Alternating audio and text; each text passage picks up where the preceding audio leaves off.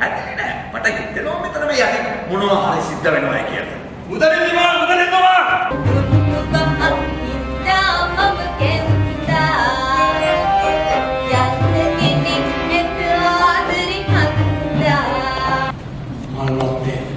මහාසෝක ගහයට රැත් අරුවෙලින් වෙන්මුණ බලනකම මට නම් ඉවසිල්ලක් නැහැ. අතිගරු මදනායක මුදලි දුනේ මා සමගින් දෝ නටන්න එන්නේ. ආරච්චි!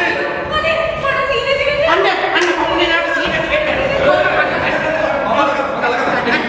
කොහොමද ආදරණී වද හද බෙද ගන්නයි මේ ලොවලාසන මල් බල ගන්නේ යට නැමුණු මල් පවන